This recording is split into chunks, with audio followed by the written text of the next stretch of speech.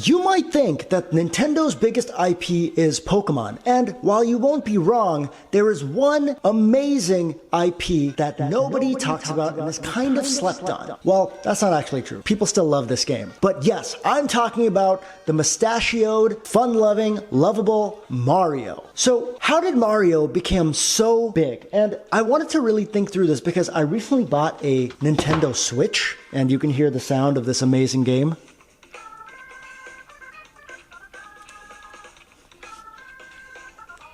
So I bought the Nintendo Switch, and I started playing Mario Kart World, and it took me back to the days when I used to play Mario Kart Double Dash on the Gamecube. Yes, that console. That is such an old console. I used to play that all the time when I was a kid with my cousins. So I bought the Switch recently, and it came in this massive box, which I opened, and I started playing it, and I just became very nostalgic. So that's why I wanted to do this video today. So in this video, we're going to dive into exactly how Mario came about, how Nintendo made it a massive game, and how it conquered the world and continues to endure today as a fun game for both kids, teens, and adults. So let's dive into it. Mario, the mustachioed plumber in red overalls, is arguably one of the most famous game characters in all of gaming history. He has been the face of Nintendo with Pokemon for decades, captivating multiple generations of fans. But how did this pixelated hero rise from a humble arcade game to become a multimedia legend? Let's dive into the birth of Mario. Mario wasn't always the global icon we know today. He debuted as a tiny 8-bit Jumpman character in the 1981 arcade game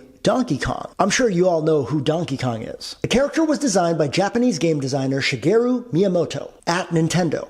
やっぱりね、達成感だと思うんですね。 And before I dive any further, I just want to say a lot of my research is done with a combination of ChatGPT and Wikipedia, and don't we all love both of those great search engines? I'm sure you could find all of this information yourself, but isn't it way better packaged when I do it in a form of a nice animated fun video? So for any of those who always want to talk about my citations and sources, I usually use those two platforms, and let's be real, everybody else does the same, and the information is aggregated anyways, so yes, that's where I'm getting my information from. Going back into it, Miyamoto ironically wanted to use Popeye, yes, Popeye the Sailor Man, to be the hero for his new game. But when the licensing fell through, he crafted a new hero, a chubby little carpenter by the name of Mario. The name Mario actually came from Nintendo's warehouse landlord, Mario Segale, after a playful office joke, or that's what legend says. In these early appearances, he was a simple everyman hero, mostly a carpenter, and then later a plumber, with a big nose, bushy mustache,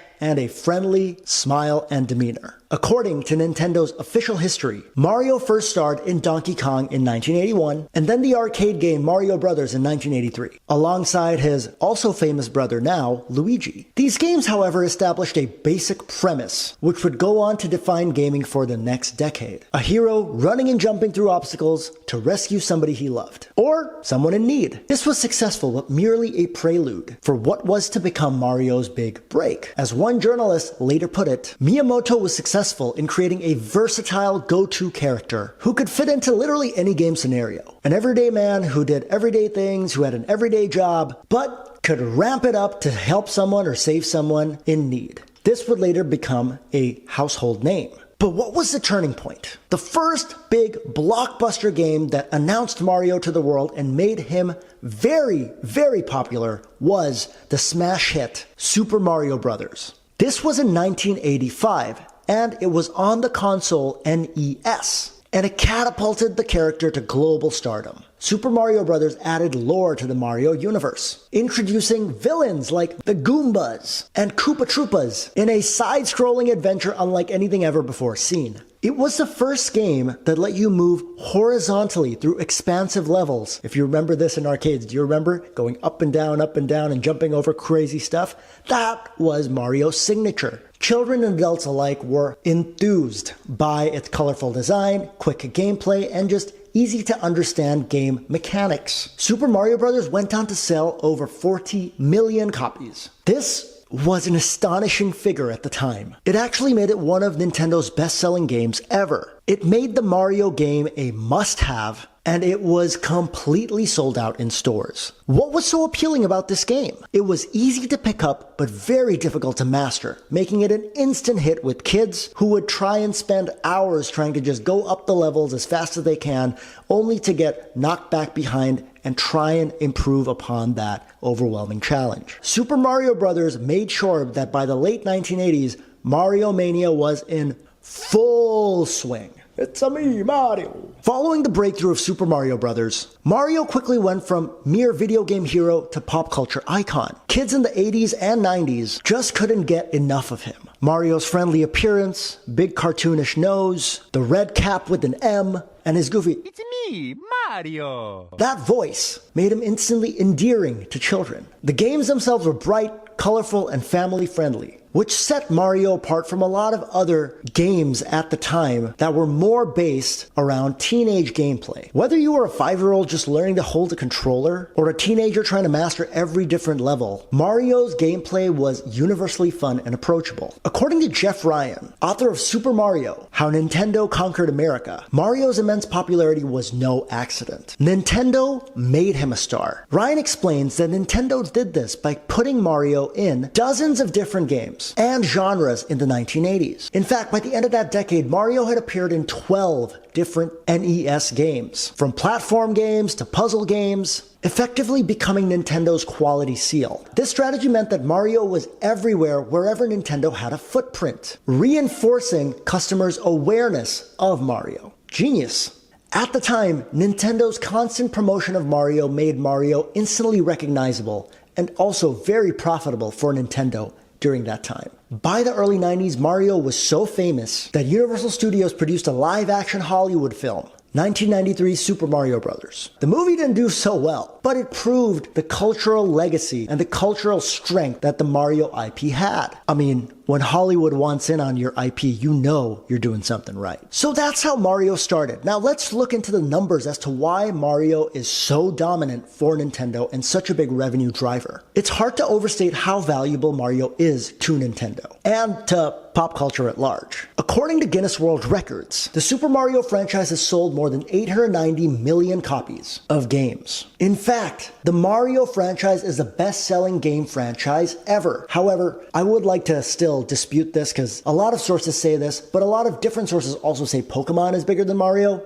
But I guess you can debate that in the comments. I do think Mario, according to QZ.com, might be the biggest game franchise of all time. But again, to be debated. But this is something that is true. The core Super Mario franchise, minus the spin-offs, did sell 430 million copies worldwide. That's insane. What does that mean? On average, every 1 in 10 people know about Mario or have come into contact with a Mario game. Financially, Mario is an incredibly valuable IP for Nintendo. If you add up the game sales, the merchandise, plus other media, it adds up to a fortune. One analysis estimates that the Mario franchise combined, the IP is valued at $8.7 billion.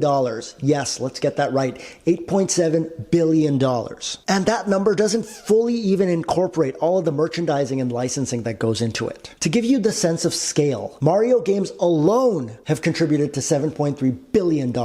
This places Mario among the pantheons of top performing game franchises in the world. While he might trail some media giants like Pokemon and the overall IP of Disney, Mario arguably could be considered the biggest moneymaker in the realm of video game characters. Now, let's talk about the movie for a little bit. After decades of fans clamoring for a Mario Bros. Movie, Nintendo finally released a Super Mario Bros. Movie in 2023, and it was a smash hit. According to Box Office Mojo, the Mario movie earned about $1.36 billion worldwide. That is an astonishing haul for just a video game character. According to Variety, the movie alone surpassed $1.3 billion and even outranked Disney's smash hit Frozen at the global box office. All these numbers point to one simple fact. Mario is not just a mascot, he's an entertainment empire. Nintendo's beloved plumber has proven to be a financial powerhouse, a consistent bestseller, and a reliable driver of success for the company and its consoles. It's no wonder Nintendo carefully guards the IP of Mario and is always looking for smart ways to grow the brand. Now, we talked about the marketing engine that Nintendo really pushes behind Mario, but why does the character still have so much continued success? After all, we see so many characters get marketing pushes but never see the light of day. So there's something inherent in Mario that continues to stay true and strong and authentic to the legions of fans for this plumber. A big part of it definitely is to the commitment of Nintendo puts towards the quality and innovation within the game. Each new Mario title brings something fresh to the scene, while retaining that easy to learn, hard to master concept that is baked into every single Mario game. For example, I used to play Mario Kart Double Dash back in 2002, 2003, when I was like, 12? And now, with my Switch for Mario Kart World, I'm playing the exact same style of gameplay that I played in Mario Kart Double Dash. So there is a nostalgia factor into why I bought this game, but at the same time, I've been playing this game in a very similar way, trying to race through crazy tracks, taking items, using those items at my enemies, and that sort of similar, familiar gameplay has remained. So it's really easy for me to pick that game up, but it's also extremely hard to master. For example, I've been stuck on the Grand Prix trying to race and win and beat the AI for the last 3 days, and I have failed. So it's very hard to master and extremely addictive to continue playing and try and level up. Another key aspect is that Mario has essentially grown up alongside the gaming industry. Why is that important? Because every time Nintendo releases a new console or a marquee console that redefines how gaming is done. So think about this. After Gamecube, you had the Wii. After the Wii, you had the Nintendo Switch. Whenever Nintendo releases a console, they have a marquee launch with Mario with that console. According to AFP, Mario has been the driving force behind Nintendo. For example, as I mentioned, Mario Kart was the flagship game used to promote the Switch 2 when it came out. Older fans stick with Mario out of nostalgia and love, and newer players discover him with each new console cycle. Very intelligent marketing, again, by Nintendo. The sheer volume of Mario content also keeps the character alive and well. Mario has appeared in over 200 games to date, ranging from core platformers like Mario Kart, sports games like Mario Tennis, Mario Golf, RPGs like Paper Mario, and many, many more. Mario's consistent presence has earned him the title of longest running video game character. In short, Mario's appeal never dies because Nintendo makes Mario stay true to its roots of being a fun, family-friendly, endearing character. You don't see Mario games with an R rating because Nintendo specifically doesn't want Mario's brand to be associated with violence or craziness or chaos. Even today, Mario doesn't show any signs of slowing down. His latest games continue to delight fans and top sales charts. It's the one character that stayed true to its roots, this endearing, lovable character that is loved by children, adults, families, teens alike, and this is why Mario continues to have such a strong presence. Now, Mario without Nintendo would probably just be another arcade game that failed to see the light of day. But Nintendo made sure that when they had a winner on their hands, they marketed the hell out of it. And because of that, Mario still has such a strong grasp on the video game industry as a whole and is a pop culture icon and is nowhere near to slowing down. If you like this video, like and share, subscribe. It takes me a lot of time to write these scripts for you, record it in a high quality way, and also edit them for you. And I hope you found this entertaining, and I hope you found some nugget or value as to why some things happen in pop culture that you just can't explain. Well, I've explained it for you. So, like, share, subscribe, and until next time.